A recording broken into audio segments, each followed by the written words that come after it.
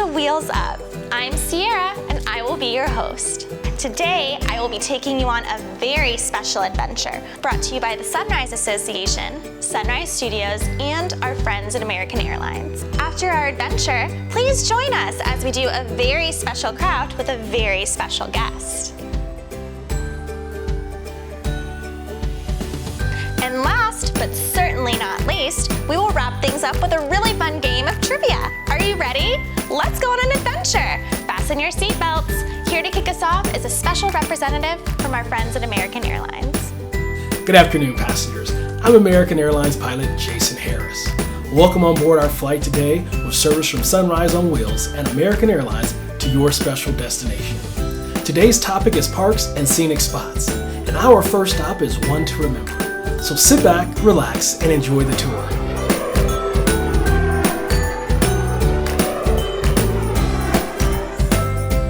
Our beautiful planet is home to so many amazing and magical places filled with breathtaking natural scenery. Come along with us today on our American Airlines flights as we visit 6 very special locations. Our first exciting destination is Barcelona, Spain, which is one of my favorite cities in the world. Located on Carmel Hill, Park Güell is an enormous park completely inspired by nature. In the early 1900s, Antoni Gaudí, a famous Spanish architect, designed innovative buildings throughout this 45-acre complex. The special features in Gaudí's designs is their ability to connect with the natural environment. Park Güell was created to reflect a garden landscape city. It is known for its stunning scenery and also for its beautiful architectural structures. As we walk, you will see that there are no straight lines in the park. Instead, Gaudí favored slanted lines, which mimic natural formations like trees, shells, plants, and rocks. The most photographed feature in Park Güell is the colorful salamander which sits atop the well-known staircase among the monuments. It is often thought of as a protector or guardian for the park. The famous salamander is created from brick and covered with vibrant mosaic tiles in shades of blue, green, and orange. The salamander is the symbol of Barcelona and is nicknamed El Drac and the Park Güell lizard. Another highlight of Park Güell is Serpentine Bench, which is an amazing mosaic tile structure that winds through the park's terrace. At 100 meters, or just over 328 feet, it's the longest bench in the world. Visitors can stop at Serpentine Bench for a rest and a dazzling view of the horizon. The Austria Gardens, a unique and very lush area of Park Güell, was renamed in 1977 when the country of Austria donated many trees to the park. Fun fact number 1, the entrance to Park Güell is famous for 2 fairy tale-like houses, which are thought to be inspired by the story Hansel and Gretel. Have you ever heard of the movie titled Planes, Trains, and Automobiles? To travel to our next destination in Peru, we will need to use all 3 modes of transportation. After our 13-hour flight, followed by a train ride and a car trip, we will finally arrive in Machu Picchu. This 15th century Inca city is located high in the Andes Mountains in Peru. It is almost 8,000 feet above sea level and is one of the incredible 7 wonders of the world. Machu Picchu is known as the lost city of the Incas. Machu Picchu means old peak or mountain. The entire city is made of stone, and all its structures are built using a fascinating technique, which involves cutting stones to fit together perfectly without using any mortar or cement. When complete, not even a piece of paper can fit between the 2 stones. Wow! When hiking this steep mountain range, you might be lucky enough to see llamas and alpacas. If you plan to hike Machu Picchu, you'll need to pack a lot of water and food. It takes 4 to 5 days to hike the 25-mile trail. That sounds very exciting, but tiring. Fun fact number 2, Machu Picchu has more than 100 different sets of stairs and a total of 1,600 steps. Time to get on board our aircraft for a 14-hour flight to Cape Town, South Africa. Cape Town is truly one of the most incredible port cities in the entire world, located near a mountain range that drops into a sea and is surrounded by lots of greenery and flowers. Ho-Rik-Wago, meaning mountain in the sea, was the original name given to this mountain chain. The Ho-Rik-Wago hiking trail is part of Table Mountain National Park. This national park is one of the most photographed attractions in South Africa. The mountain is 240 million years old, making it one of the oldest mountain ranges in the world. Visitors can hike, jog, horseback ride, or mountain bike on their choice of 350 different trails, or they can take a scenic cable car ride to the top. Table Mountain National Park has a flat top that looks just like a table and stretches 2 miles from side to side. Keep a lookout for a rock hyrax, a small mammal that resembles an oversized guinea pig. They are adorable! Other animals often spotted on the trails at Table Mountain include elands, bondiboks, and zebras. Fun fact number 3, Table Mountain is featured on the Cape Town flag. Do you see it? Let's travel 43 kilometers to another favorite spot, Boulders Beach, which is on Cape Peninsula, a suburb of Cape Town. It is the only beach in the world that allows visitors to get up close to African penguins. Approximately 3,000 African penguins make their home at Boulders Beach. African penguins are black and white, with black webbed feet, a black bill, and a small pink patch that can often be seen on their faces. These penguins do not fly, but are strong, efficient swimmers. Fun fact number 4, African penguins use donkey-like sounds to communicate, and they are quite loud. Time for our next flight as we crisscross the globe today. Our next destination is way up north in the Atlantic to beautiful Iceland, the land of fire and ice. Iceland's stunning landscape is filled with volcanoes, glaciers, hot springs, and lava fields. One of Iceland's most magnificent attractions is called the Blue Lagoon, also known as the Bláa Lónið. It's an outdoor geothermal spa, which many people visit to experience the relaxing and healing warm waters of the Blue Lagoon.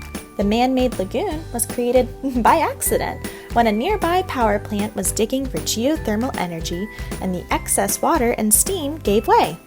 The lagoon is intensely blue because of the way the silica, Iceland's most abundant element, reflects visible light, and the strong smell of sulfur is often noticed. The lagoon's water is warm, always about 100 degrees, and visitors do not need to know how to swim because there are many shallow areas to take a dip. In winter, the northern lights in the sky are visible. How incredible! It's no surprise the Blue Lagoon is the most visited attraction in Iceland. Now that we are all relaxed, let's get back on board our flight to Vietnam. Known for beautiful fields of rice, mountains, and streams, Mukhang Chai, located in the Yên Bai province, is one of the most extraordinary sights in Southeast Asia. Mukhang Chai is located within the spectacular Huang Linh Son mountain range. Hiking in Mukhang Chai is a popular way to take in all the scenery, including the rainforest, which is visible at the higher elevations. The spectacular Mo waterfall is spiral-shaped and has the illusion of white foam waves. Along the edge of the waterfall, wildflowers in many brilliant colors drape the greenery. The rice fields run along the side of the mountain waterfalls and are an important crop to the local Hmong community. The Hmong villages are dotted around the entire district and offer a glimpse into their amazing culture. Fun fact number 5, Sunisa Lee, an American athlete of Hmong descent, recently won a gold medal for gymnastics in the Summer Olympic Games. The Hmong community was overjoyed. For the last leg of our incredible adventure, we are off to Pamukkale, Turkey. Pamukkale is a geological phenomenon. It is one of the most spectacular natural landscapes in the world and one of the most popular tourist destinations in Turkey, attracting more than 2 million visitors each year. Pamukkale is known for mineral-rich thermal waters that flow down the terrace of a steep valley. The hot springs in Pamukale are known as Cleopatra's Pool.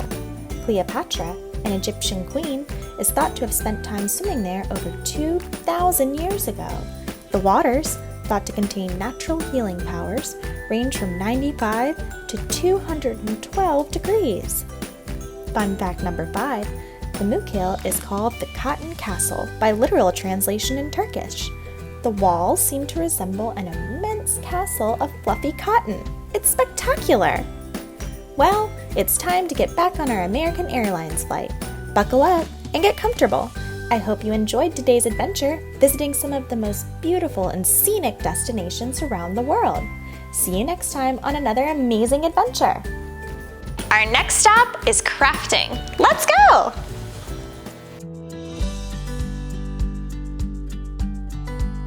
Here is a list of items you will need for today's craft. For tulips, you will need 3 to 5 colors of construction paper, markers or crayons, scissors, and glue. For swing art, you'll need 3 to 4 colors of construction paper, markers or crayons, scissors, and glue. Hi, I'm Sarah, and I'm so excited to be doing this craft with you today.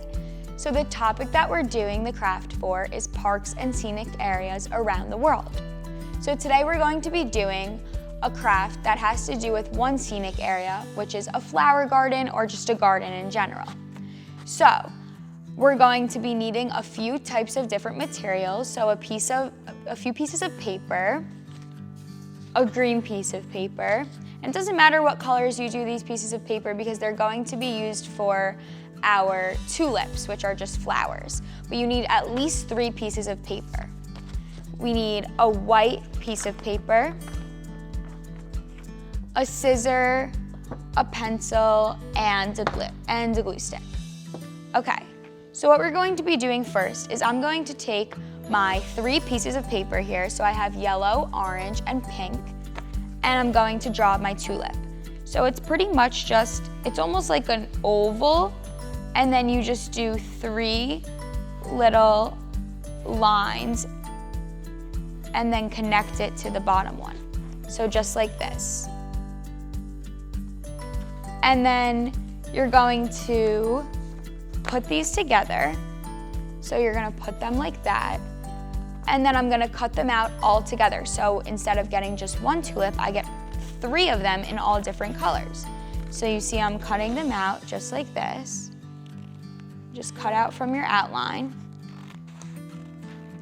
So we're going to make it 3D. So in the flower garden, there's a ton of different types of flowers. There's tulips, there's hydrangeas, there's sunflowers, there's all different types of flowers. So you can be creative with it, but I like tulips because 1, they're easy to draw, and 2, I think they're very pretty. So here are our 3 tulips. And how we're gonna glue them down is a little bit tricky, so try to pay attention to how we're folding and gluing. So first we're going to put them all together, just like they were when we were cutting them. And we're gonna fold down the middle. So this little middle triangle, we're going to fold down and make a crease on the bottom, okay? And then you can pick which one you want to be in the middle. So I think since the orange and the yellow are both lighter colors, the pink would look pretty in the middle. So what you're going to do is you're gonna glue down the 2 ones on the end, but only half of it. So I'm going to glue the one to the left of the crease. So only glue one side. So put your glue on only one side of the crease. So we're gonna put this down towards the top of it because I drew my tulips super big, but big flowers are really pretty. And then we're going to glue this other side right next to it. So make sure that your 2 flowers are touching. So put glue on only one side of the crease again. And then you want to make them touch. So you want to do it just like that. And then you can crease a little more. So now it's like this. So here are your flowers so far. And now it's time for the fun 3D part. So now that we have these 2, they're a little They're a little off the page, but now we can add the middle one in, which makes it a really, really cool 3D effect. So now you have to glue both of these sides. So on both sides of the crease for your middle part of the flower, you're going to put glue on, and then you're gonna glue them down to each part of the flower. So like that. And then you can fold them up a little bit. And now you have a 3D flower. So I love this flower, but I also pre-cut another tulip for another part of our picture. So you're going to do the same thing with these 3 cut tulip pictures, and you're gonna glue them down just like we did before. So I'm gonna just do that really quickly.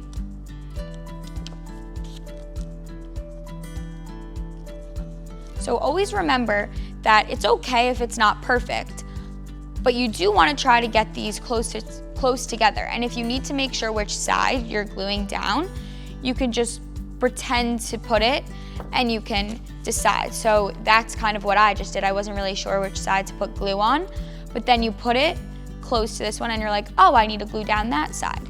So now you have these two, and I think that the purple and the blue look really nice together. And then I'm gonna put this light blue tulip in the middle to do that 3D effect that we did before. So remember, the middle flower is the only flower that gets glue on both sides of the creases. But that's what makes it special. Okay, and then you can pat it down a little bit so you know it sticks. And now you have two 3D flower effects for tulips, which I think are pretty cool. And then it's your decision what you would like to do for the stem and the leaves and the other parts of the scenic area. So for my flower on the left, for that tulip, my pink middle tulip, I'm going to do a stem out of this piece of paper. So I just drew a little bit of a line, and then I'm gonna cut on the line, just like this. And then you can use your glue to glue it down on the bottom of the tulip, so it's onto the bottom of the page. And mine's a little extra. It's a little bit of an extra length, which I think is pretty cool, but I'm just gonna fold it over a little bit so it looks like it's just a part of the grass area of the scenic route. And then I'm going to, the other one, you can also use crayons for this type of project.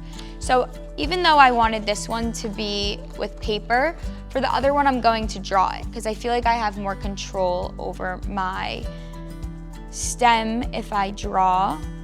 So I'm just using crayons. And then let's see what other types of colors. So I made my stem a greenish yellow, which I think is pretty cool. I always like using yellow in my art because yellow is my favorite color. And then you can decide what you would like to do for the leaves too. So say that you want to mix it up a little bit and you want to cut a triangle out of your paper, you could do so, and you can just glue it onto your stem. So that's what I'm gonna do for this one, just to show you.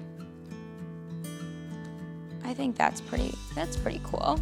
And then I'm just gonna draw some stems on this part with the one that I made the stems out of the paper. I'm just gonna draw some leaves on it. And there you go. So here's the final product. Thank you so much for watching, and enjoy making your tulips. For the second part of this episode, we're going to be doing a park type of setting. So my type of place that I like to go with my friends is a park. I like to go on the monkey bars and the slide and just be out in the sun, so I think that's pretty fun. So to start, we're going to either draw a slide or you can use it with construction paper, but I'm gonna draw it. So I'm gonna draw a line just down on the edge of the paper, just like that. And then a type of ladder. So how I think of a ladder is just a bunch of lines, and you could do as many lines as you really want. So just like that. And then for the slide part, I'm going to do it in a different color. So since my ladder part is blue, I'm going to do my slide red. So I'm just gonna draw a slide going down. So it should be perpendicular to the ladder, which means that it should be coming off of the ladder and almost at an angle so that you know that you're going down the slide. So I think that's pretty cool.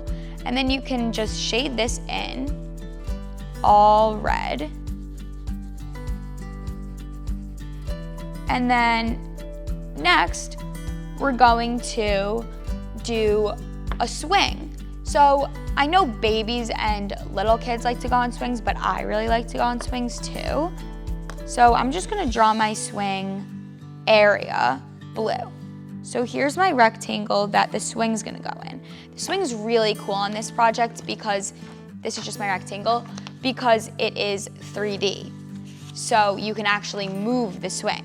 So what you're going to do for the swing, you're gonna take either a crayon or your pencil. I'm just gonna use my crayon. And you're going to cut 2 thin rectangles out. So you could draw the rectangles just like this. So this is gonna be the part of the swing that actually connects to the main rod, which holds you up. So make sure you don't fall off the swing, which is very important for your safety and just in general. So you're gonna cut these out, and it's okay if they're a little thicker than you meant to do it because it's only for stability, so that's all right. So you're gonna use these, right? And then you could just put those off to the side. And then you're going to cut a rectangle out for the main part of the swing. So you don't need to even really trace the rectangle. You could just cut it how big you think it should be. So I think it should be like around this. Even though it's not even, it's okay. It's a fun swing. So, and then you're gonna fold the bottom part of the rectangle just like this. So it's a little seat for the person who's sitting on the swing. So what you're gonna do is you're going to connect these both parts of the rod up until here. So you need this to connect because you need it to connect to the main rod of the swing. So you can glue that down. So take a little bit of glue and just put it on the ends of your rods. And then place it down on your rectangle, which is your main part of the swing. Just make sure it's really on there. Mine just fell off a little bit, but that's okay. And then we're gonna do it again for this part. Okay, so now you have this, which is awesome.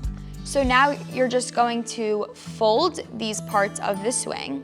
So you're gonna fold the rods a little bit and then glue them down to the paper. So once you fold, you can put a little glue on there and you're going to glue.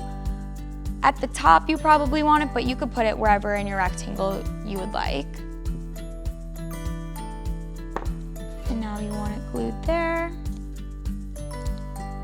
And so make sure that it's glued on really, really well so that we can actually use the swing.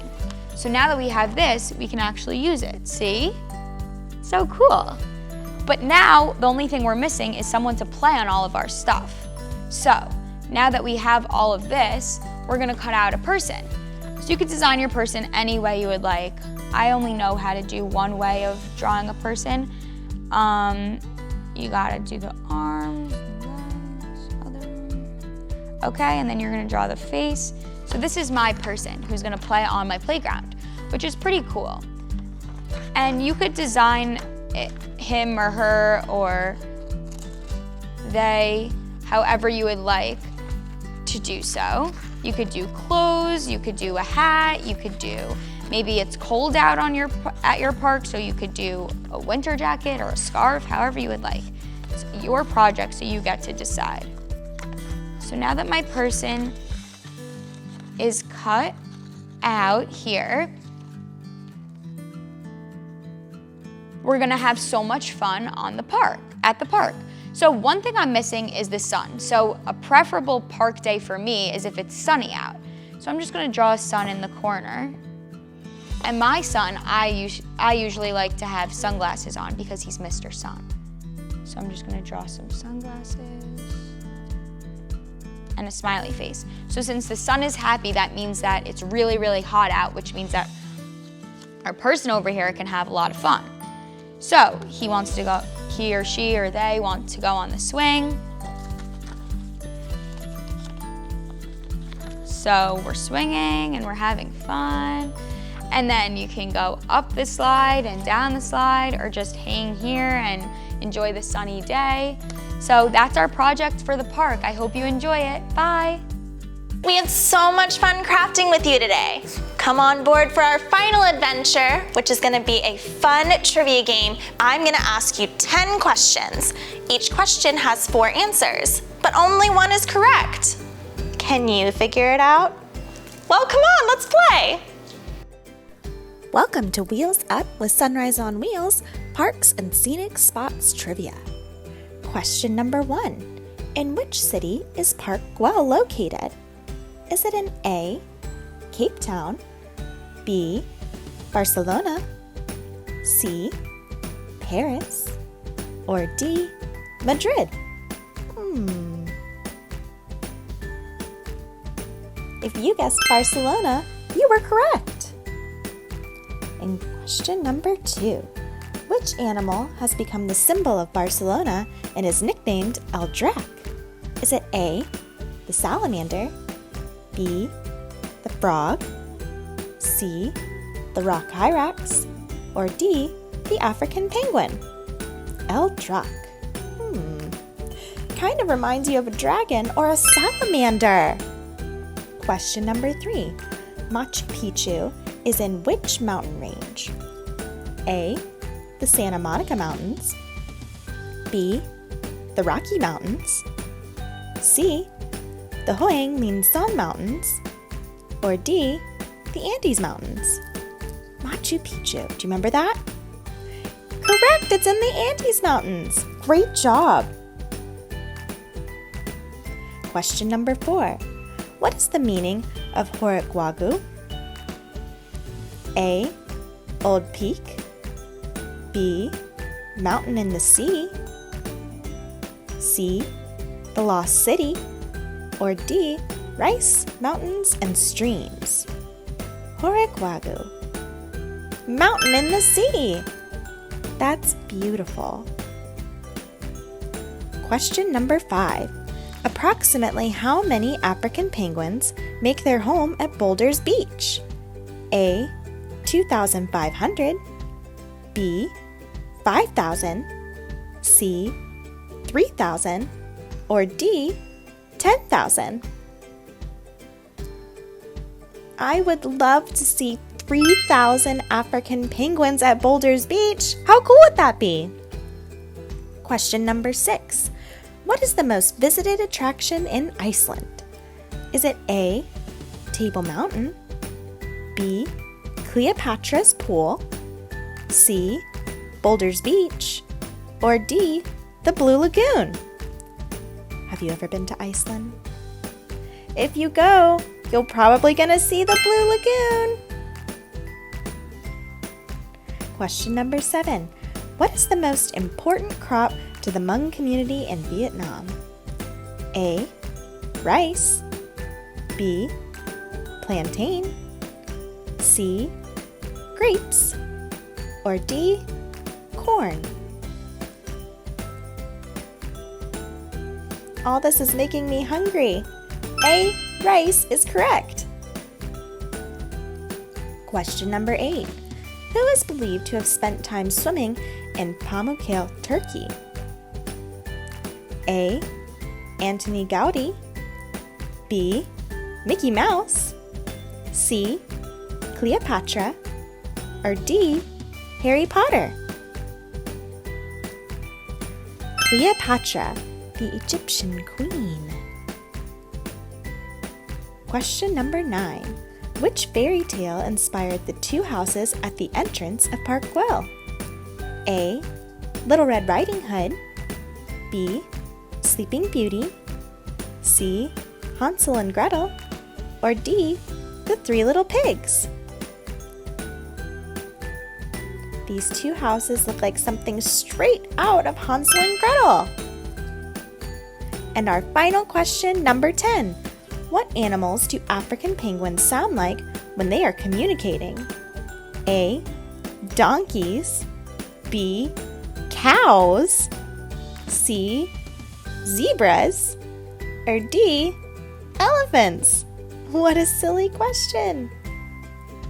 With an even sillier answer. African penguins sound like donkeys when they talk to each other. That's all for trivia today. Thank you so much for joining me for Wheels Up with Sunrise on Wheels. Thanks for watching this week's episode of Wheels Up. You can tune in to more Wheels Up episodes via the Sunrise Studios app, downloadable on your mobile device, iOS or Android, Apple TV, Amazon Fire, and Roku. We can't wait to see you on our next flight with Wheels Up, brought to you by the Sunrise Association, Sunrise Studios, and our friends at American Airlines.